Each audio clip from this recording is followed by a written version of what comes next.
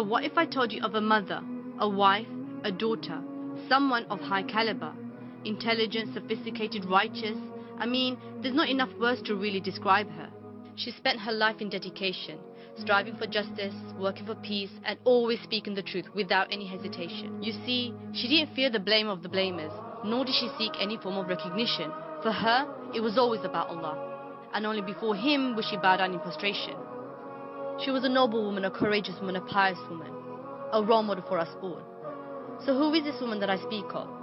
Well, she's actually somebody we all know of. Her name is Aafia Sidiqui, aka Prisoner 650, who in my eyes has become a modern day Asia, the wife of Pharaoh. But you see, Asia faced only one tyrant in the form of a husband, whereas Aafia, she faced many, betrayed and sold by her own for a small amount of money, and then thrown into the brutal hands of her Western enemies. And what can I tell you about what they did to her? I mean, I don't think I could ever truly describe her torture. They tied her, they shackled her, they beat her, they raped her.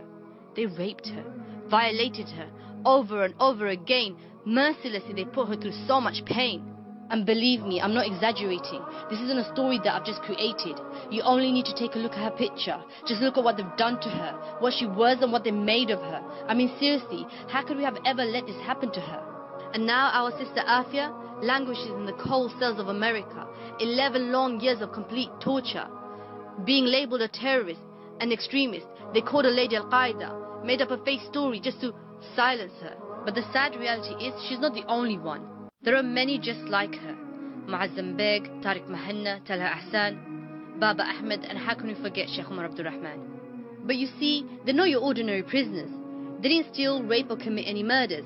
They didn't harm anyone or do anything of that kind. They were guilty of being a Muslim, and that was the only crime. But let's face it and understand it, rather just ignoring it, that there is a battle taking place. A battle between truth and falsehood. And it's about time that we understood. Islam is what they hate, and they would do anything to destroy it if they could. They wish to defame it, ruin it, deface it, by silencing anyone who calls for it. Today it's our sister Aafia and the likes of her. But tomorrow, it could either be you, or even me. So for how long will we remain oblivious?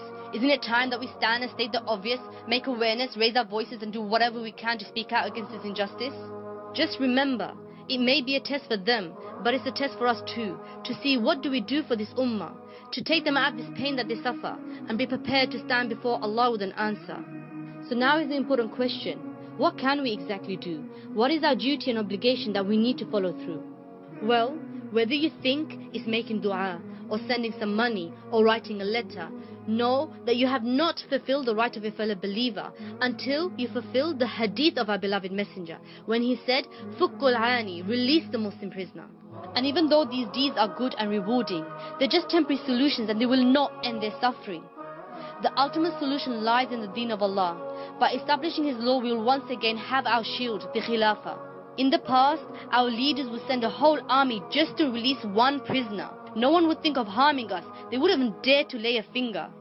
So with the strength of Islam, we will release our prisoners with dignity. We will return our pride, honor and sanctity. So let us work for the deen of Allah if we truly wish to help this ummah. Help to re-establish Islam as a law and order. Struggle and strive our utmost and pray that it returns sooner rather than later.